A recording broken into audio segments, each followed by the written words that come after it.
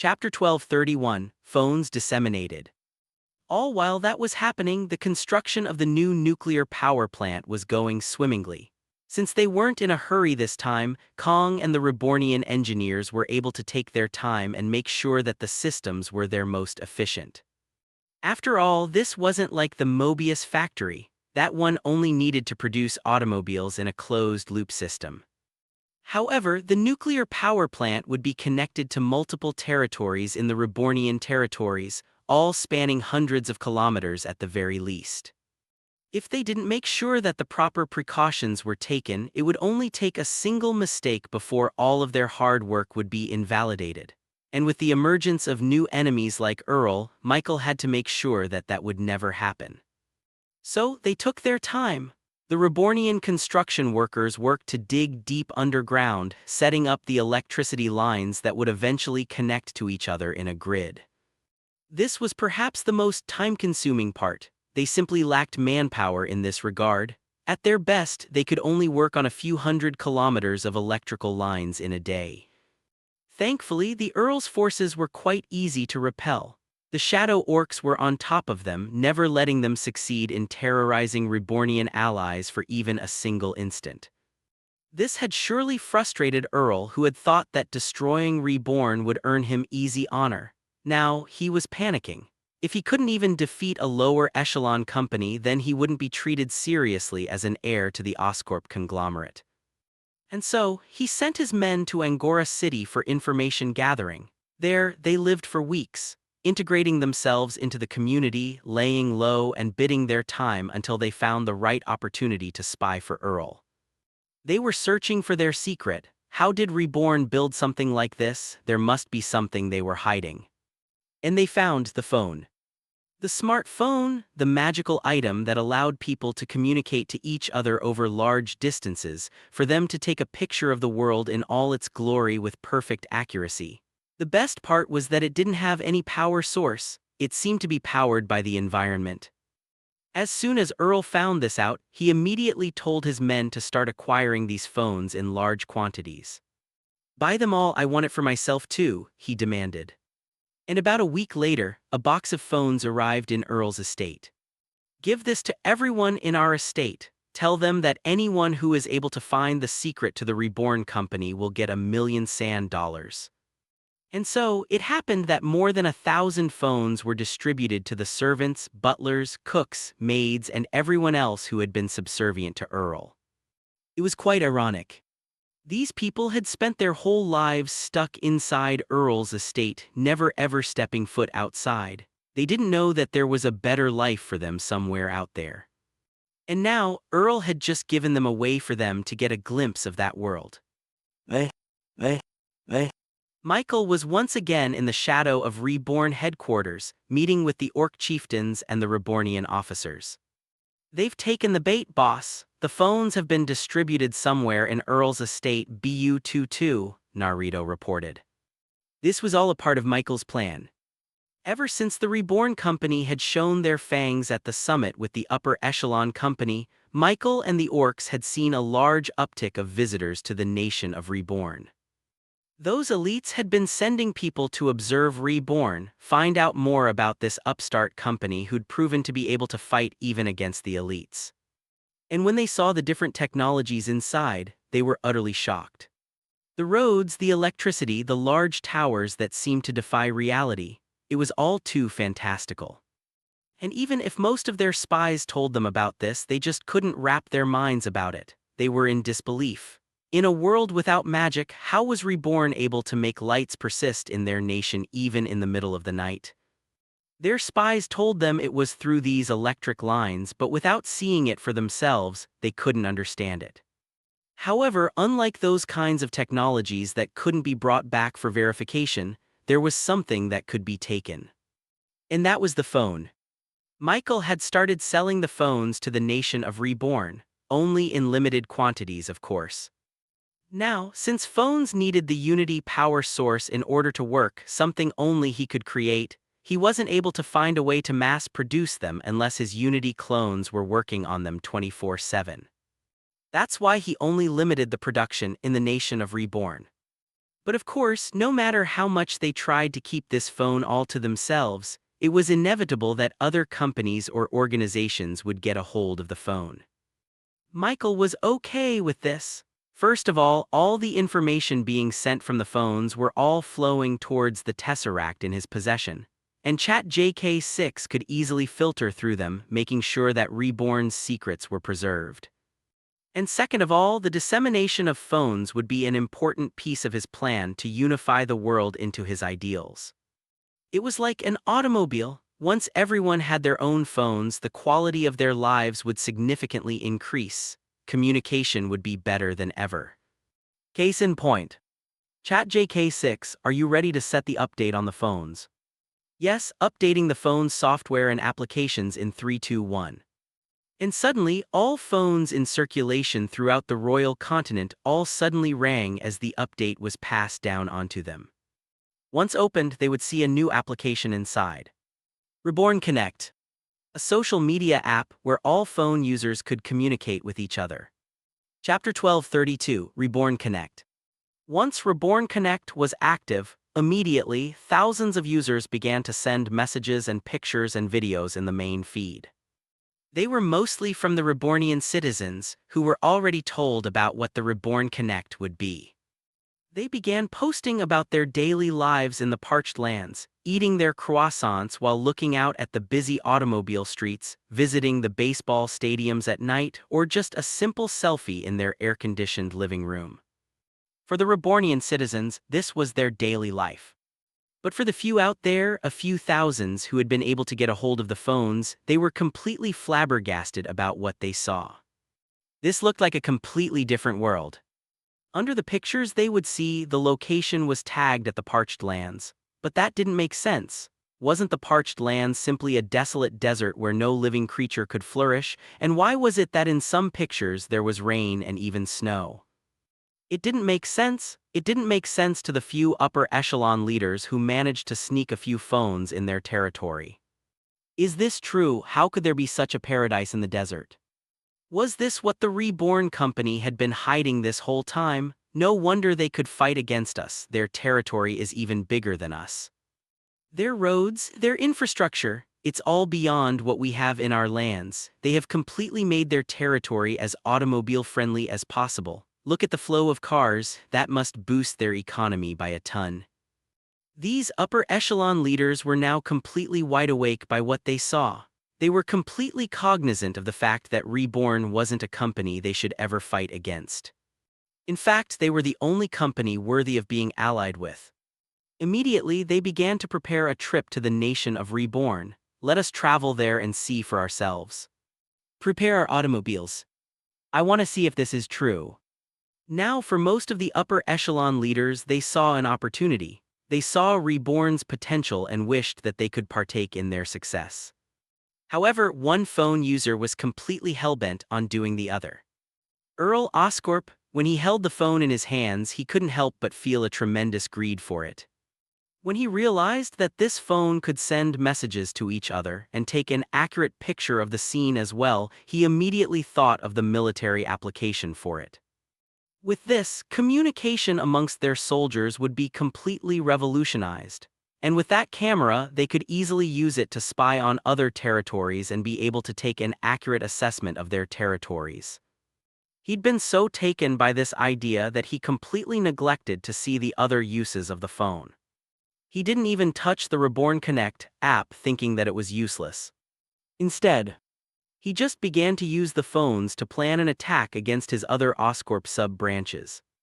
Ha, with this phone I'll be able to fight against my brothers. They won't know what's coming to get them. For now, Earl Oscorp had completely forgotten his hatred for the Reborn Company. Right now, he wanted the Reborn Company to exist. He wanted them to keep producing those phones so that they could sneak them out for their own uses. And using those phones, he'd increase his standing in the Oscorp succession fight. Once he defeated one of his brothers and assimilated their territories and resources, he'd be able to attack Reborn with a much more powerful force and thereby take their phones for themselves. He didn't know that Michael, or more accurately, ChatJK6 was listening in on every single conversation he made with the phone, every single click, every single picture. And as he focused on the outside, on the territories he was going to conquer, he didn't know that his own territory was starting to wake up from their stupor. They were immediately taken by the Reborn Connect app. They saw the sights, the wonder, and the smiles. Rebornians looked so happy, they looked so fulfilled, and with each of their posts they would always add a bye of thanks to their leader, Michael. Thanks, boss. Michael is the best. Hey, Reborn Hill Michael. The people inside Earl's estate then began to wonder, what was it like serving a leader who valued them, someone who wouldn't thrash the room just because they didn't cook his steak correctly? It was a complete mystery, but at least for now they understood the difference between a leader and a tyrant. The nuclear power plant was well on its way to being finished, but it would probably take a few more days before it went online, and even more to integrate electricity to the other Allied territories. We're really lacking in phones. Even with his Unity clones working day and night, they couldn't keep up with the supplies. Unfortunately, it seemed that he would have to settle into selling phones the normal way, one with a battery. The only thing bad about it was that those further out of Reborn territory wouldn't be able to use them. They didn't have a charging outlet after all. But that was a problem that he didn't have to think about now. So he visited the dwarves to let them know about his plans. And as the heat of their smiths wafted over him, he took one look at the dwarves and suddenly, he heard a notification from ChatJK6. Golden nose activated, talent detected.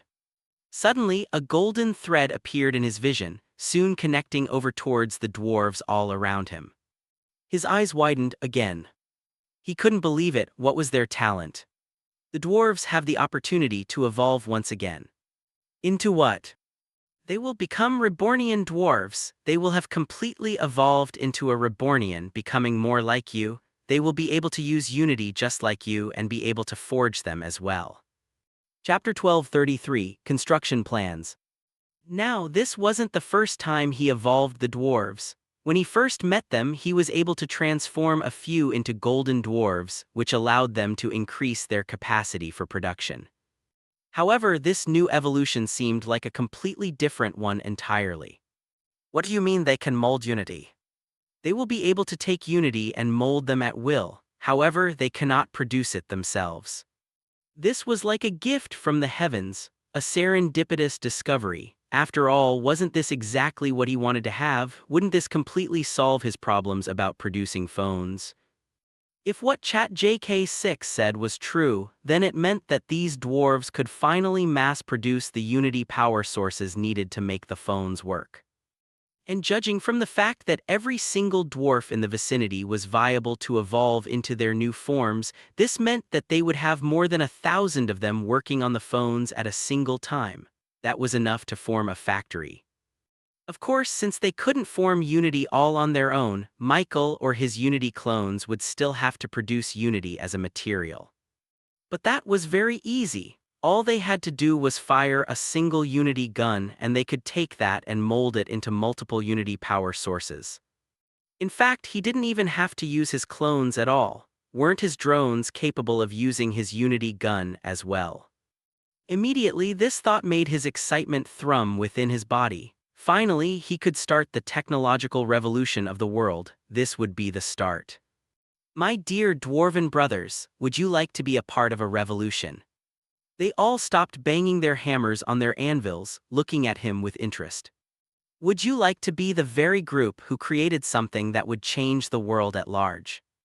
They approached him, attracted by his words, and then Michael said those sweet, magical words. Would you like to drink all the beer you want with all the people in the world? Silence, and then suddenly, they erupted into a massive cheer. HHHHA, of course, boss. Drinking with the world, is that our dream, brothers? I've never met a merman before. I would like to think I could drink them under the table. Hear, hear. And in their excitement, they couldn't help but stumble around and let the sparks of the fire in the heart dance around the air like fireflies. Despite the scalding heat, they didn't react. This was comfortable to them. What would you like us to do, boss? Soon, Michael evolved the dwarves in the Rebornian Smiths, all becoming an entirely new species of dwarves, one that was molded specifically to the ideals of the nation of Reborn. And as he watched the hearts of these dwarves emit a golden light, Michael finally realized what caused their sudden transformation. Just like those guys from the mining estate, these dwarves were permanently mutated and affected by Reborn. Ever since he had achieved the nascent spirit realm, he had covered the entire nation with his blanket of safety. Since he knew how powerful and dangerous a nascent influence could be seen by the disappearance of magic all over the world, he had worked hard to make sure that his nation was protected from further alteration. He achieved this by having tens of thousands of mini-drones hovering the skis of the parched lands, spreading his nascent influence defense towards all of his territories. He had used the wealth they accumulated from selling the automobiles to buy as much Spirit of Old drops and exchanged them for mini-drones. Now there were 100,000 of them roaming his territories. Now, splitting his mind 100,000 times would have felt excruciating. But thankfully, his ascendance to the nascent spirit realm seemed to have allowed his mental fortitude to experience an evolution as well.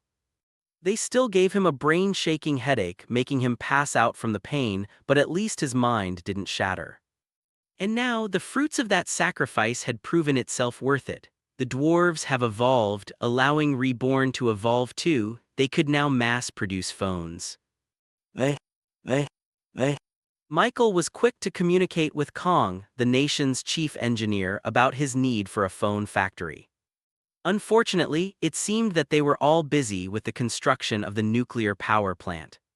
He teleported there, seeing a blocky cement structure reminiscent of a simplistic building back in his old world.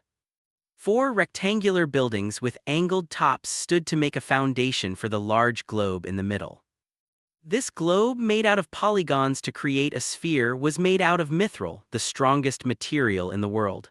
Most upper echelons and elites only had a few tons in their possession, with most being stained or cracked. But the Reborn Company used a few hundred tons of it to create the very center of their nuclear power plant. This was where the magic happened, where radiation was used to generate power.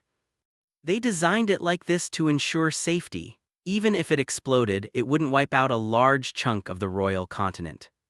This was the easier and faster part of the job. They'd already completed the power plant by the 3rd day. The electric lines, on the other hand, was still a work in progress. They still didn't have enough manpower to rush things completely. Thankfully, they had new recruits. Michael looked westwards. There, he saw electrical towers creating a line that divided the horizon. And over a few kilometers further, he saw a group of Rebornians, huddling as they tried to create another electric tower to complete the connection. He teleported there, and looking down, he saw the Rebornian construction workers, the engineers, and the ersatz prisoners. They were sent here to help with the construction work as part of their rehabilitation. Chapter 1234, Electrical Idea.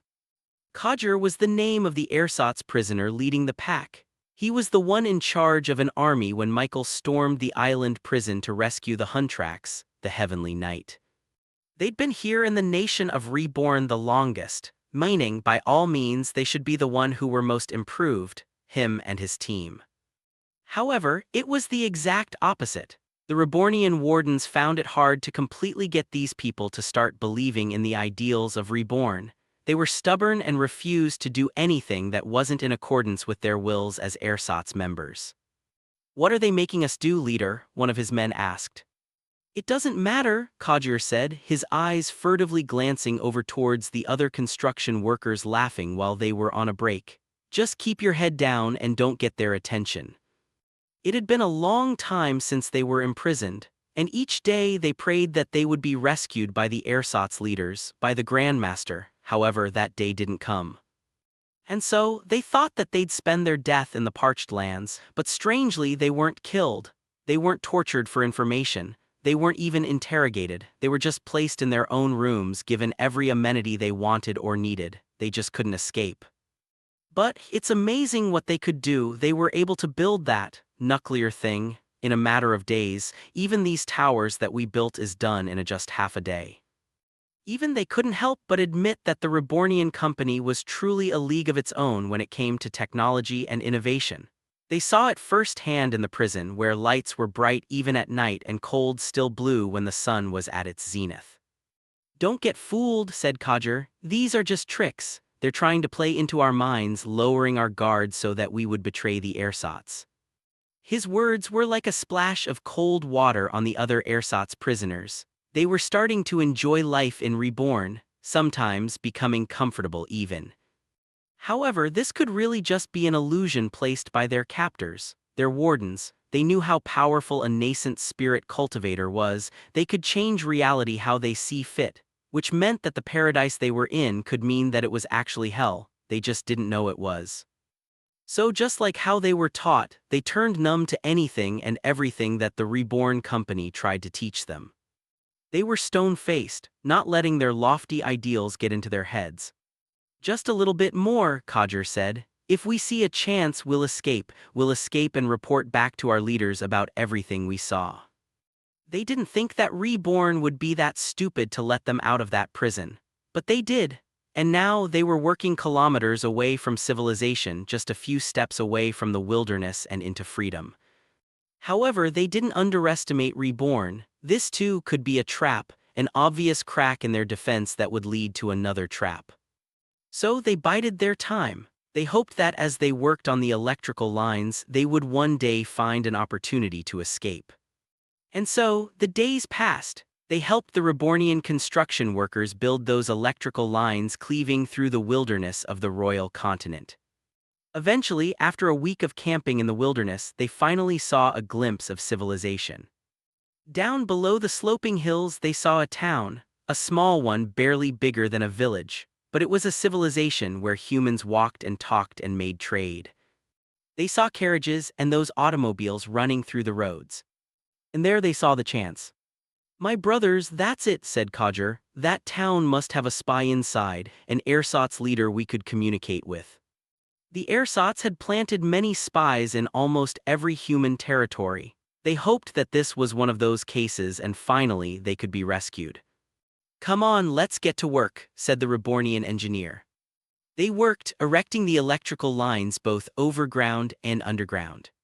And a few days later, they finally reached the small town. The mayor and almost half the inhabitants inside welcomed them with warm applause.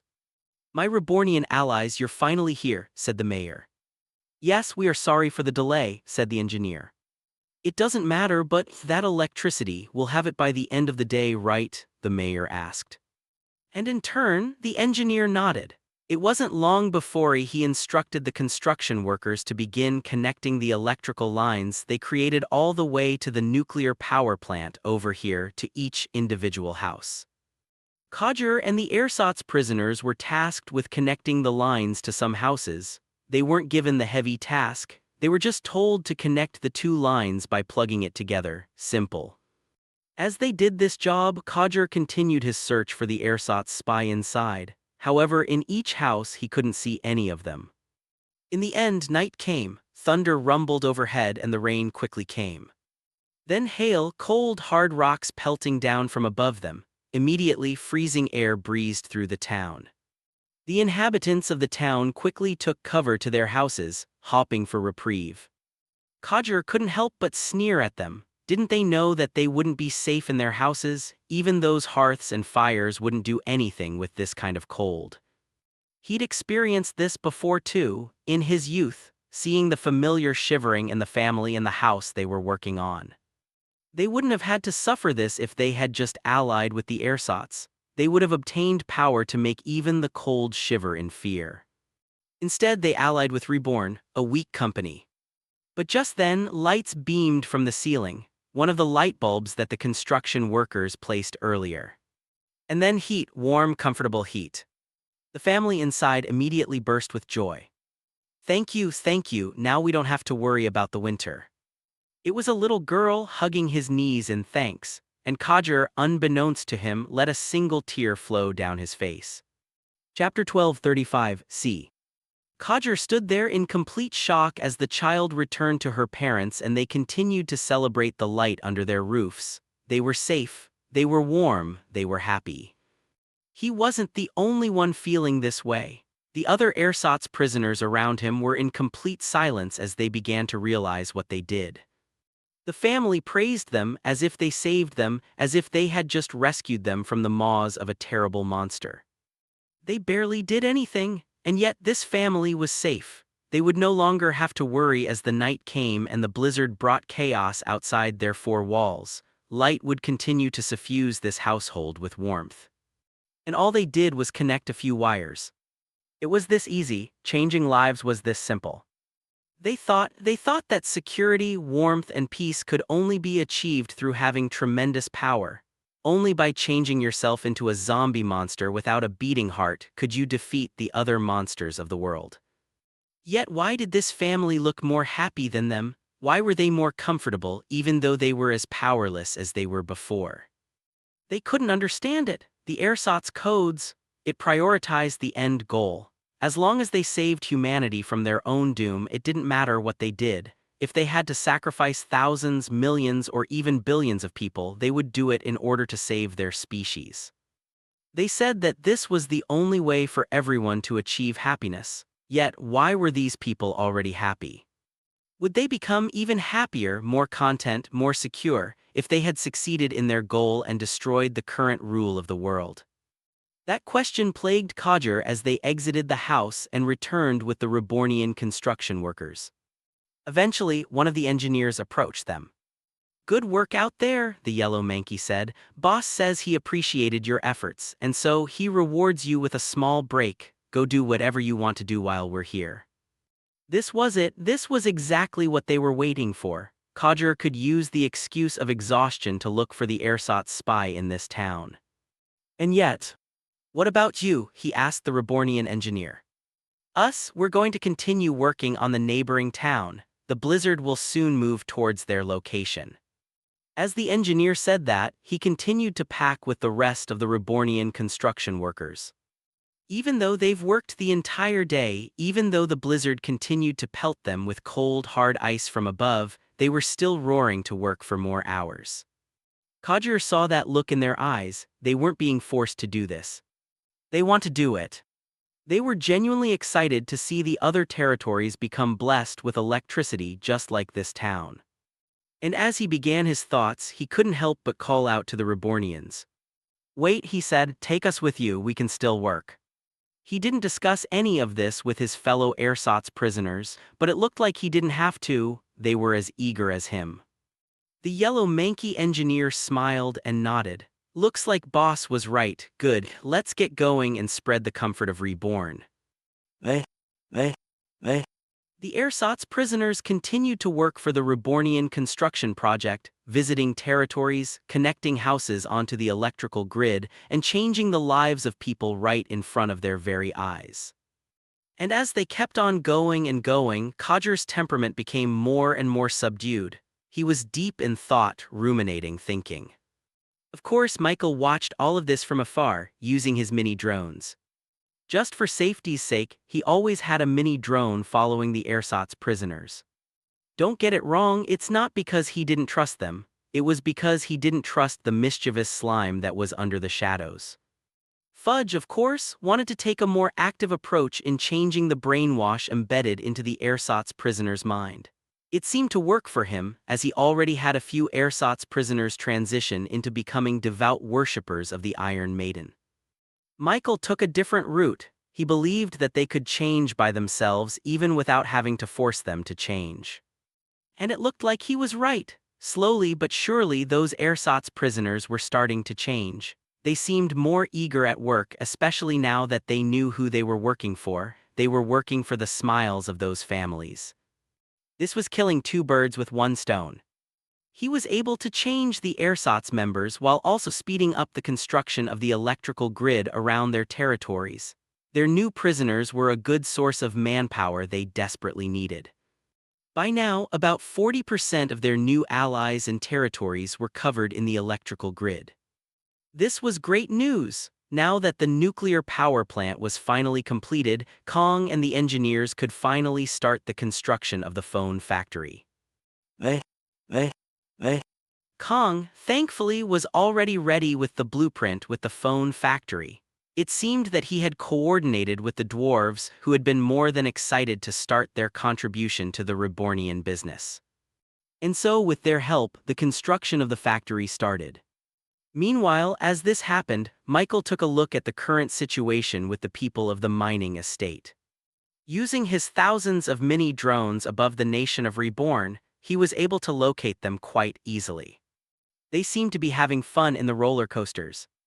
And so, he immediately went over there and found Shayna, Jaku, Yumisu, and the 10 nuclear-talented people from the mining estate.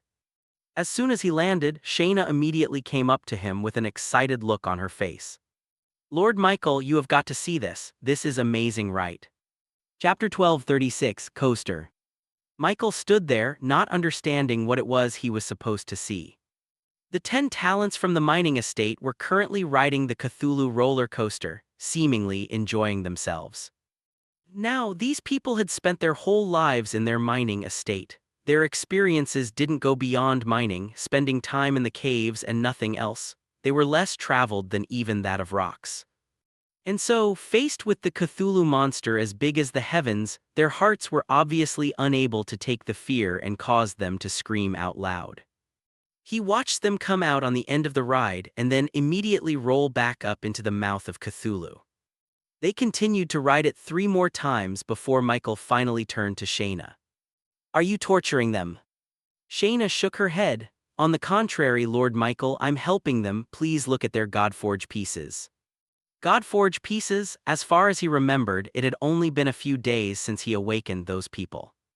And yes, he told Shayna to take care of them, but he didn't expect that she'd turn them into magnetics so soon. He thought she'd train them first.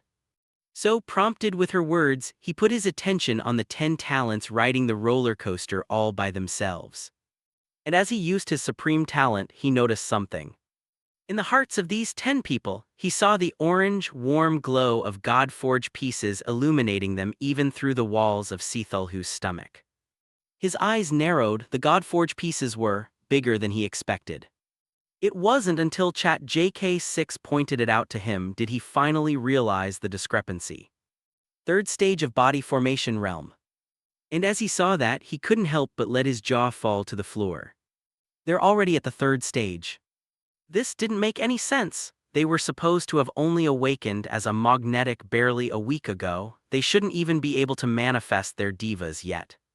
But now they were already at the 3rd stage. Did they skip the stages? Even he took a few months to reach that stage. Even the Dragonborns, who were more talented than these nuclear people, took more months to go from mortal to the 3rd stage of the body formation realm. It didn't make sense. "Lord Michael, it's the roller coaster. We have found out that riding on the roller coaster allowed for magnetics' hearts to get stimulated, allowing them to progress faster." That truly did seem to be the only explanation. It made sense. After all, that's what happened with the beast folks. That's what happened with the mermen. They found that riding this roller coaster allowed them to stimulate their hearts until it growed, allowing them to become stronger in cultivation. But that was the merman's case. It didn't make sense that a human would feel the same effects. After all, he made the Cthulhu roller coaster to target a merman's fear. Could these nuclear talents have fear that coincides with that of the merman? This thought was quickly disproven when he suddenly saw Fudge appear out of nowhere and land atop Shayna's head. "Isn't it our turn yet?" Fudge asked. "You're hogging the roller coaster." Behind Fudge were a menagerie of people. Prisoners, Michael realized. They might be of different origin or race or height or shape, but they were all united by that bright orange clothes that depicted them as a prisoner of Reborn.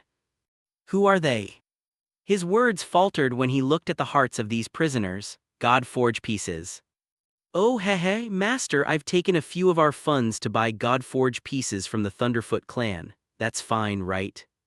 Shayna glared at the slime. "Master Fudge, I thought you told me Lord Michael already knew about that." "Oh, did I heh?" Michael couldn't even concentrate. After all, he was staring at the prisoners who were now magnetics, strong cultivators, all of them. They were all in the 4th stage of body formation realm. When did that happen? The last time he canvassed the Rebornian prison, he didn't see any magnetics among them. And judging from what Fudge said, it seemed that they were all newly minted magnetes barely a few weeks old. How? The answer inevitably came again as the roller coaster ride finally ended and the 10 nuclear talents got off the ride clinging to their heads. Soon after, the prisoners lined up and strapped themselves onto the ride, ready to traverse the Seathulhu's stomach. The roller coaster. Yes, master, this little roller coaster of yours is very helpful in growing our army. And just as Michael was about to feel a headache coming on, he suddenly saw a few bright, sparkly spots in the air. His eyes narrowed and there, he saw a few fairies flying over towards them.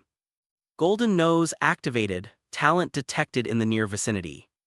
The fairies are capable of evolving into their next phase, the rebornian pixie. This development left Michael completely stunned, another evolution.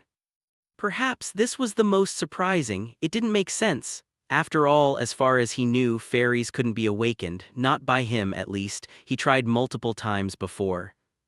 The fairs were led by the Pixie Queen. She was a supreme being like the Ocean King, the Draconian Queen, and the Monster Queen. She was among the figures who stood atop the world and controlled their species entirely. It was because of this reason that Michael couldn't awaken them into being a part of Reborn. But now, they could be awakened by him, they could become a part of his nation, officially and supernaturally. How did this happen? Then the worst thing popped up into his mind. No, does this mean that she's? His worst fears were unfounded. He saw the Pixie Queen lounging among the other fairies, just looking and feasting on the fears from the people riding the roller coaster. Michael immediately wanted to call her over, but she was having too much fun. And so he just waited. Chapter 1237, Meant to Be. Michael floated up to the top of Cthulhu, seeing a lone fairy atop its peak. Vivi, he called out to her. The Pixie Queen turned to him with an enthusiasm like that of a loyal dog. Even now, Michael was still surprised that she was a supreme being on the likes of those giants overseas. You mean to tell me that Vivi, on the same level as the Ocean King, who can control the entirety of the 7 seas? It didn't make sense to him, however he was glad that she was still the same as before, she was a friend and an ally. Michael, you're finally back in our nation, huh? You've been too busy to play with us. Vivi and the rest of the fairies made the roller coaster their permanent playing ground. They feasted on the fears and screams and excitement being produced every single time people rode on the roller coaster.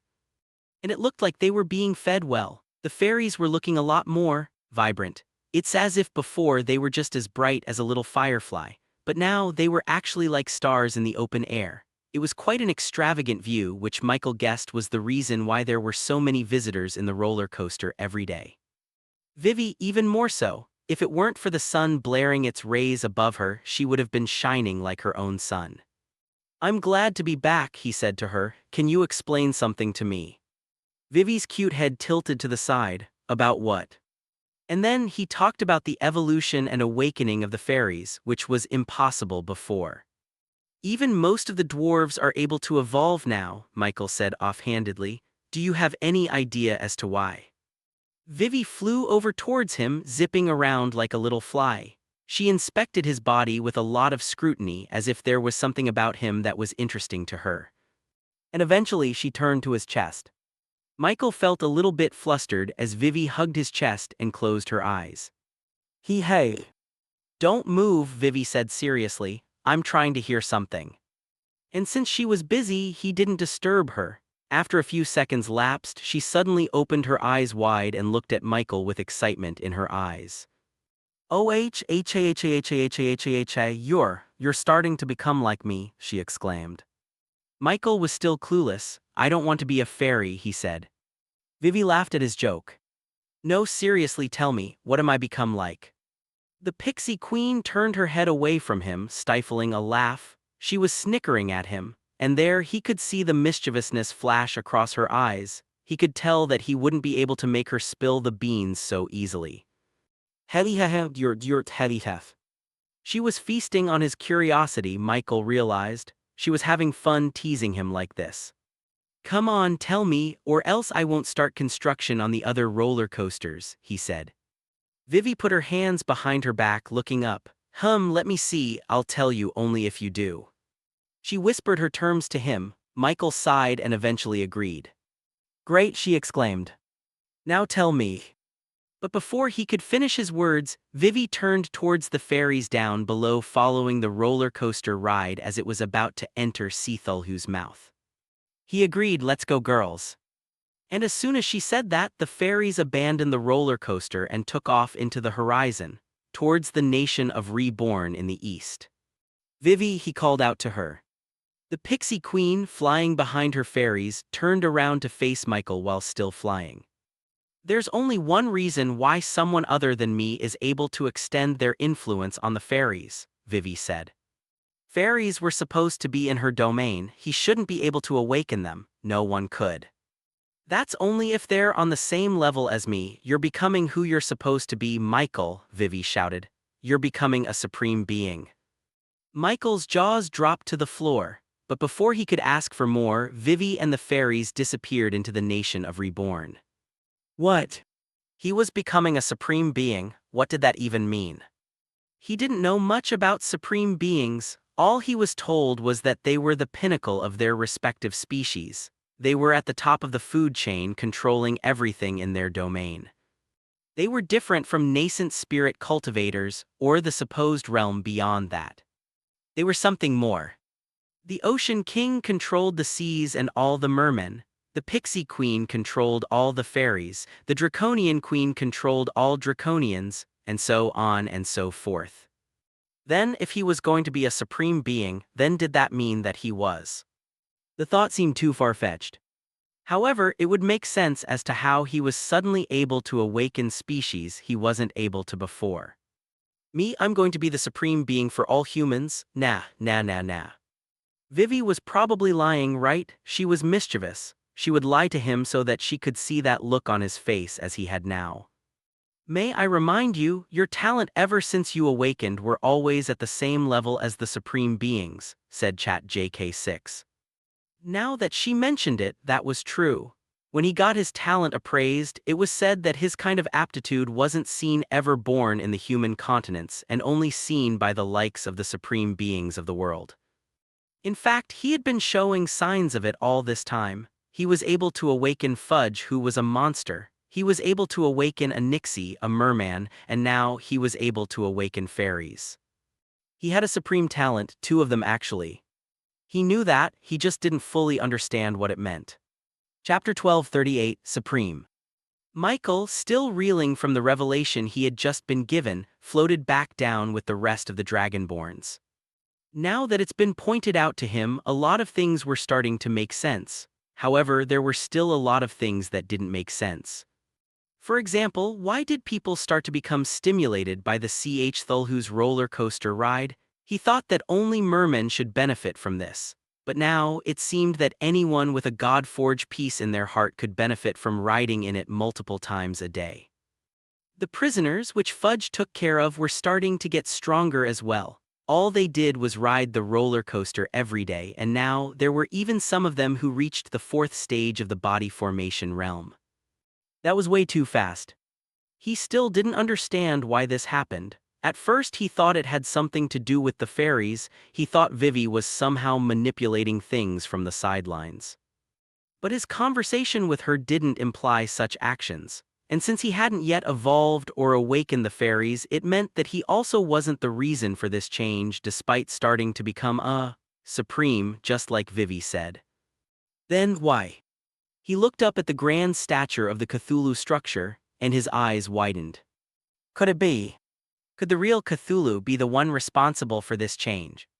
He had no proof of this, no shred of evidence.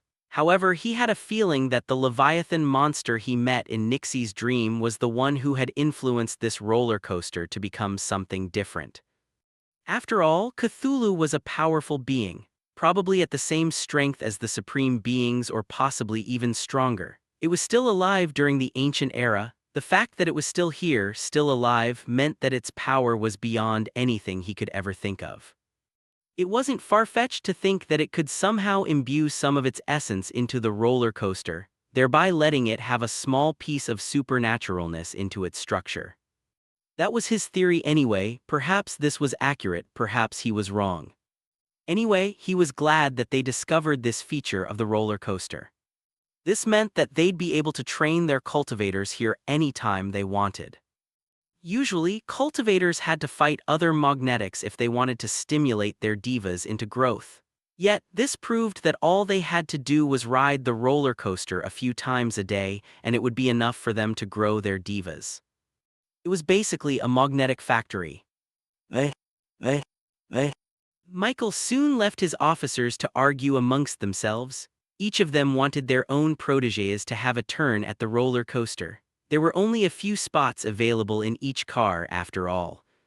In the end, they wanted him to decide, and when he told them to have a strict schedule where they could all have a turn, they started complaining. So he left them to deal with their own problems. They'll sort it out themselves. And so, Michael started flying back to the nation of Reborn. He wanted to look for Vivi and ask her for more information about his supposed, true identity. What did being a supreme being entail? However, it looked like she was quite the crafty little fairy. Before she told him the truth, she asked him for a simple favor. She wanted her and her fairies to be able to tail the other Rebornians in their daily lives. This included the shadow orcs, the normal mortal citizens, and everyone in between. However, he completely forgot that there were also some Rebornians outside their territory. For all he knew, Vivi was somewhere in Angora City, or perhaps she was in some other unnamed land in their territory. He didn't know. When he asked the other fairies, they couldn't tell him anything. Even their pixie queen didn't tell them where she had gone off to. So he just rounded up the rest of the fairies and began to awaken them. Rebornian pixies. Their glowing figures glowed even brighter, like that of a golden sun, as they began to evolve into a completely new species. According to ChatJK6, these fairies could now produce emotions, not just consume them. What that meant he didn't know. However, it seemed that the fairies were quite happy with their new transformation. Yahi, I feel so full. I want to go and explore. I want to spread this happiness that I have in my chest. Let us spread our love of Reborn. He let them fly off into whatever part of the nation they went off to. I can evolve them. Does this mean Vivi's words were true? Thankfully, something interrupted Michael's train of thoughts. The ground shook underneath him, with the sounds of destruction and screams and chaos erupting around him. He quickly turned towards the other edge of the nation, finding that a skyscraper was currently spewing clouds of dust in its base. Then a few seconds later, that building began to tilt sideways, eventually collapsing into the ground. More screams, more concrete breaking, more rubble flying off everywhere. Immediately, he teleported over to the chaos, his eyes sweeping the entire area for the intruder who dared to cause destruction in their nation. Magnetic power coursed through his veins as he summoned a graphite block from his inventory. He flicked this block onto the falling skyscraper. And as soon as it latched onto the glass pane on one of the windows, everything stopped.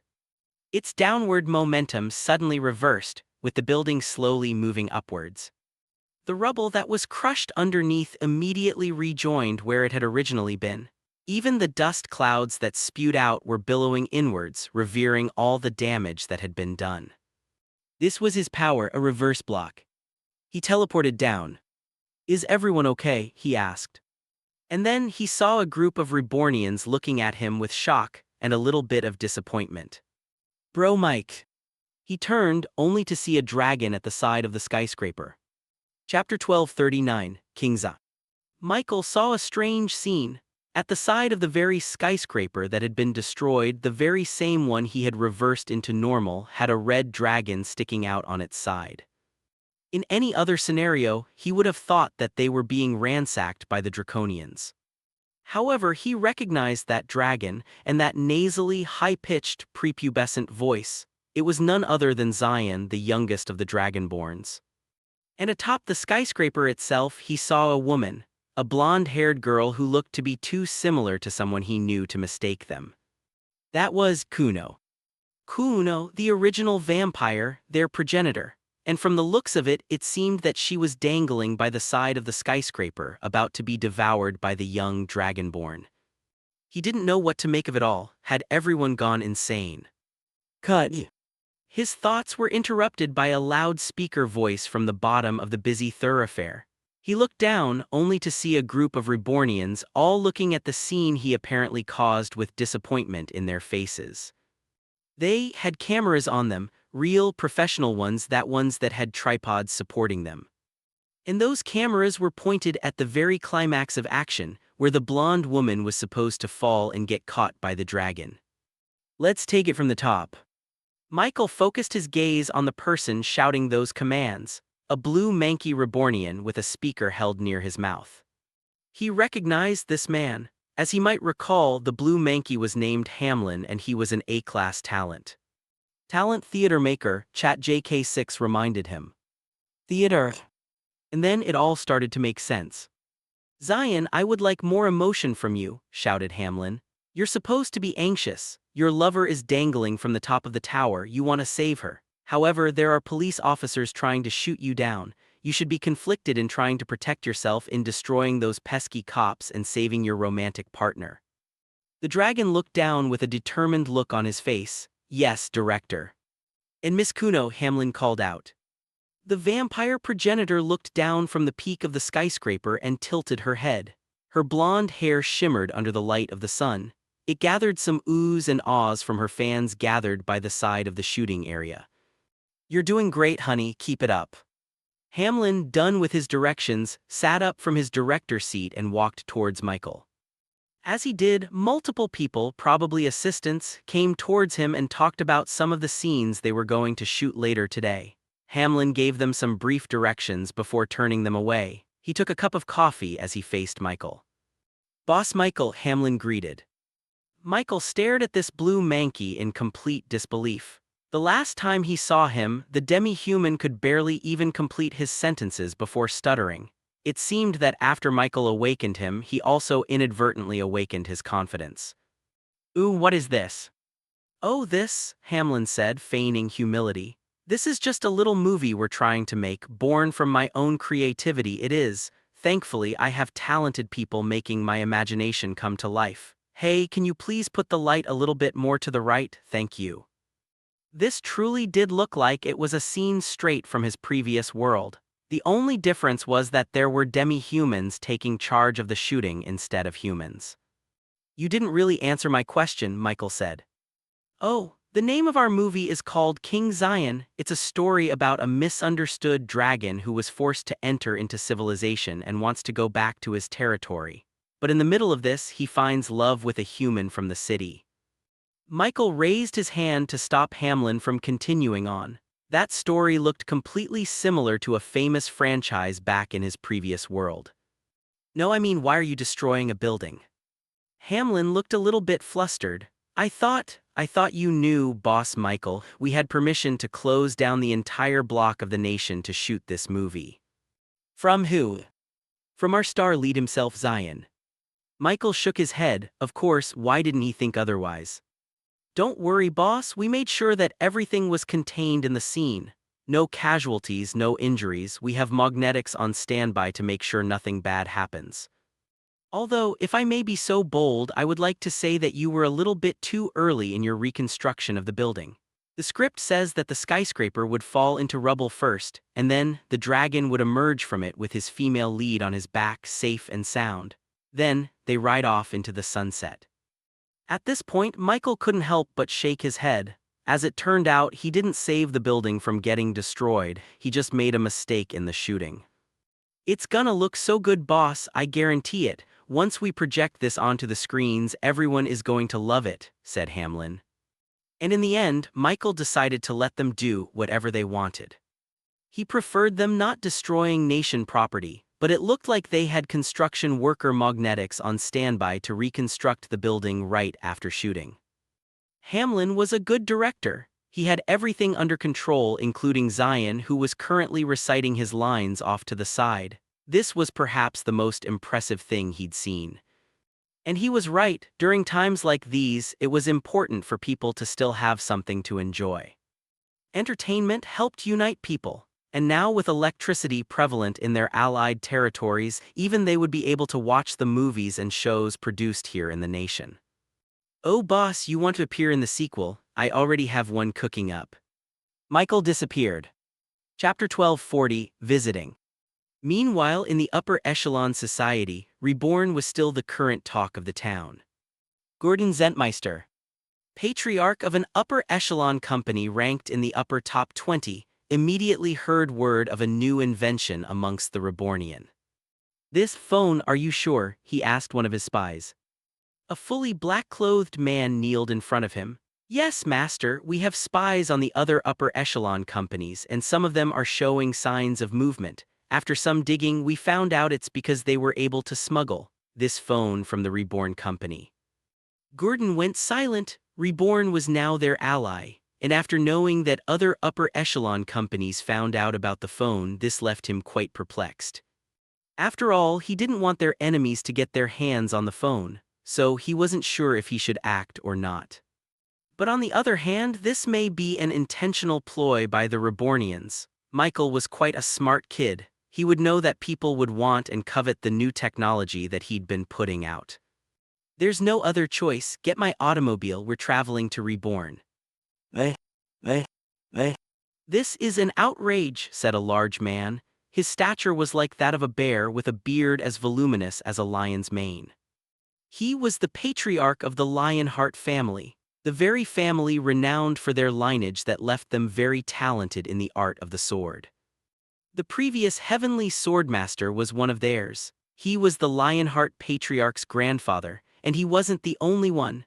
There were, at record, 3 heavenly swordmasters coming from their family out of the 10 people who held the title in all of history. So, it was definitely a shock to learn that his grandson didn't become the current student of the heavenly swordmistress. "I'll talk to Eldia, she must have some kind of grudge against me, or else she would have chosen my grandson." They were absolutely flabbergasted to learn that a demi-human became her student instead. Of course, they wanted to complain, but after they learned of the demi-human accomplishment, they knew better than to say something. They were honorable people after all. If the heavenly swordmistress chose someone, then they absolutely had no right to change that. And so, the Lionheart family decided to keep their mouths shut. The patriarch knew that if his grandson continued to grow in the future, he'd be able to show everyone his potential, and by then the heavenly swordmaster name will be placed upon him. However, something happened. The student that Eldia chose, the demi-human from Reborn, had rejected her offer. This was unprecedented. When the Order of the Heavenly Knights sent a letter trying to summon this demi-human to their estate in the royal continent, he refused to even deign a response. And then the knights sent their own messenger. Perhaps the letter was just lost. However, when they reached the king's region, the demi-human refused to show up. He always had an excuse. Of course, the Order of the Heavenly Knights had their own pride. They couldn't lower themselves any further if a student didn't want to join their order. In fact, this had happened before. The Heavenly Rapier had found herself a talented individual. However, that girl had turned out to be from the Montgomery family, and not just anyone from their lineage, but one that was said to be Zier's own granddaughter, one poised to become her replacement. So being rejected by them didn't cost them much honor. However, this demi-human was from a lower echelon company. Having the Order of the Heavenly Knights knock on your door should be an honor they accepted wholeheartedly. Instead, they didn't even deign to give a response. So it was absolutely expected for Eldia to stop her offer and choose someone else. And so, the Lionheart family found another chance. After all, during the Swordmaster tournament in New Sparta, their grandson won it all. He absolutely deserved to have been the student of Eldia. So they put forth his name once again. However, the unexpected happened again. Eldia refused. She said that she was adamant in having the demi-human become her student. And it had come at the point that Eldia was willing to even visit the Lower King's region in order to talk to her student herself. This was an absolute travesty. The Heavenly Swordmistress title shouldn't be taken so lightly. They were being above everyone, they should be the one visited. However, Eldia insisted. The Lionheart family couldn't help but take this as an insult. Was their grandson so lacking that the Heavenly Swordmistress had to lower herself in order to get another student? And so the Lionheart family decided they were going to visit the Reborn company. We will see for ourselves, said the patriarch. They, they. Michael found himself in the shadows of Reborn headquarters. Here, the orc chieftains gave reports about what they saw in their territories.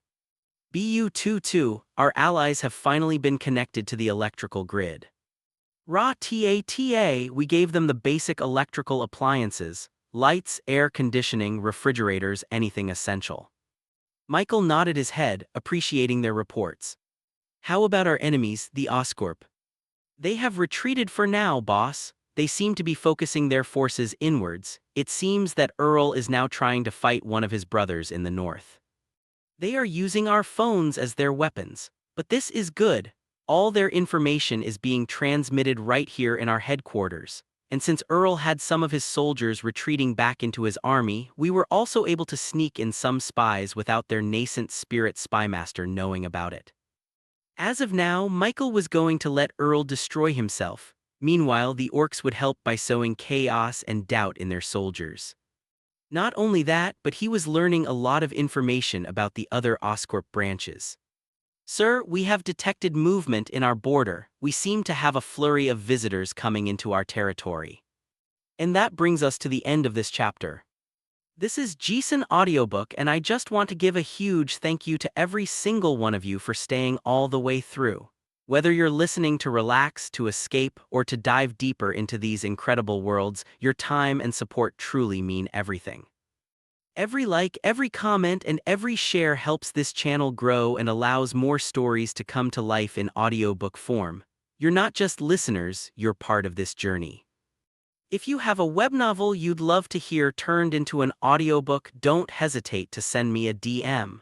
I'm always looking for new adventures to bring to the channel, and your suggestions could be the next big story we dive into. And if you're enjoying the content and want to support even more, consider checking out the Patreon for exclusive early releases, bonus chapters, and behind-the-scenes content. Once again, thank you for being here. Until the next chapter, stay immersed, stay curious, and I'll see you in the next story.